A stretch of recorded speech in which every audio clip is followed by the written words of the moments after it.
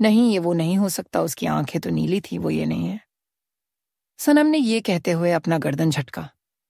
क्या प्रोबेल है तुझे सारी लड़कियां इसके साथ बैठने के ख्वाब देख रही हैं और इतना हैंडसम लड़का तेरे पास आकर बैठा है तो तू उसे भगा रही है?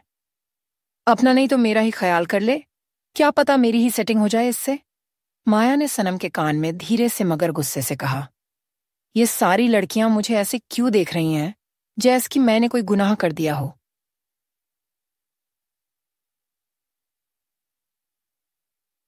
सनम ने कहा। जब वो पीछे मुड़ी तो सारी लड़कियां उसे खा जाने वाली नजरों से देख रही थीं। वो इसलिए क्योंकि रोहन तेरे पास बैठा है, माया ने स्माइल करते हुए कहा। ये खुशबू कैसी ही, ये तो किसी इंसान की खुशबू है, लेकिन ये मुझे इतना इफेक्ट क्यों कर रही है? रोहन ने अपने मन में कहा। अचानक रोहन को एक इंसानी खुशबू आने लगी थी जो उसे बहुत बेचैन कर रही थी। उसके वैम्पियर दांत दिखने लगे थे और उसके नाखून लंबे होने लगे थे। रोहन ने अपने नाक बंद कर लिया। इसे क्या हुआ? सनम ने रोहन को अपना नाक बंद किया हुए देख उसे लगा कि उसके बदन से बदबू आ रही है। उसने एक बार अपने आप को स्मेल किया, मुझसे तो स्मेल नहीं आ रही है।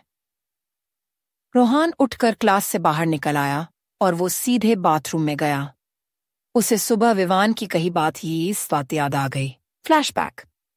मैं ये जानता हूं कि तुमने आज तक किसी भी इंसान का शिकार नहीं किया है, क्योंकि तुम सिर्फ जानवरों के खून से अपनी प्यास बुझाते हो, इसलिए कोई इंसानी खुशबू तुम्हें अपनी ओर आकर्षित नहीं कर सकती। फिर भी वहां बहुत सारे इंसान हो, तेन होंगे और तुम एक वैम्पियर हो, इसलिए हो सकता है कि बहुत सारी इंसानी खुशबू तुम्हें अपनी ओर आकर्षित कर सकती है, इसलिए तुम्हें अपने ऊपर कंट्रोल रखना होगा, विवान ने रोहन से कहा। Present time? किसकी खुशबू है ये जो मुझे इतना इफेक्ट कर रही है? मैं इतने सारे इंसानों के बीच था, लेकिन किसी की खुशबू ने मुझे इतना बेचैन नहीं किया। फिर ये क्यों?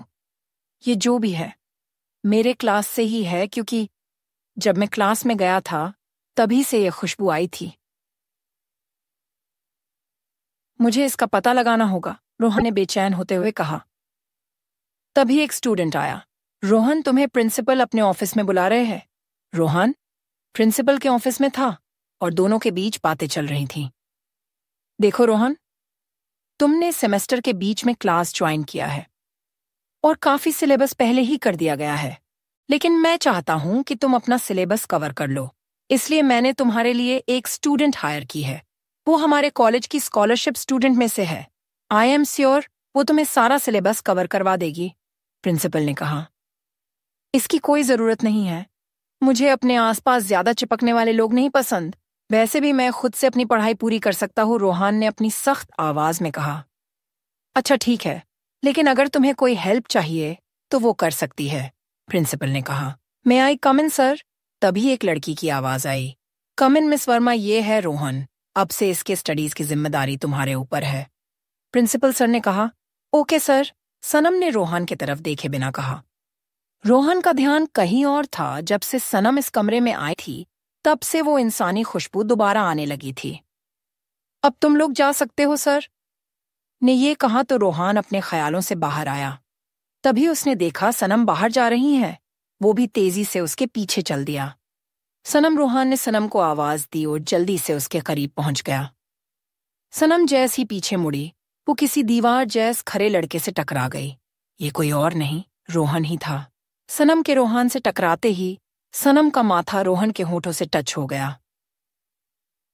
उसे जैसे ही अपने माथे पर किसी की छुआन महसूस हुई, वो उसने अपने कदम पीछे कर लिए, लेकिन अचानक सनम का बैलेंस बिगड़ा और वो पीछे की तरफ गिरने लगी। तभी रोहन ने उसे थाम लिया। रोहन का एक हाथ उसकी कमर पर और दूसरा हाथ उसकी पीठ पर था और सनम ने गिरने के डर से रोहन के शर्ट को मुट्ठियों में जकड़ा हुआ था। स्विंग दोनों इतने करीब थे कि दोनों अपने चेहरों पर एक दूसरे की गर्म सांस महसूस कर रहे थे। रोहन सनम के आंखों में खोसा गया था। उसने अपने आंखों में काजल लगाया था। तुम इस वक्त कल रात से भी ज्यादा खूबसूरत लग रही हो, रोहन ने अपने मन में कहा। सनम की वो खुशबू रोहन को उसकी ओर अट्रैक्ट कर रही थी। रोहन की नीली आंखें उससे कल रात वाले शख्स आई याद दिला रही थीं। तभी माया सनम को ढूंढते ढूंढते यहां आ गई थी। माया की आवाज सुन दोनों एक दूसरे से अलग हुए। सनम के लिए ये बहुत ऑकवर्ड सिचुएशन थी। माया सनम के बगल में आकर खड़ी हो गई। तुम वही हो ना जो पिछले 3 साल से कॉलेज नहीं आ रहे थे? और आज तुम्हारे कॉलेज का फर्स्ट डे है। सनम ने बात बदलते हुए कहा, 3 साल नहीं 2.5 साल। रोहन ने कहा, हाँ हाँ ठीक है, अब बस करो तुम दोनों, माया ने झल्लाते हुए कहा। सनम, तुम्हें कुछ कहना था। रोहन, सर ने जो कहा तुम भूल गई क्या? तुमने मेरी पढ़ाई की जिम्मेदारी ली है।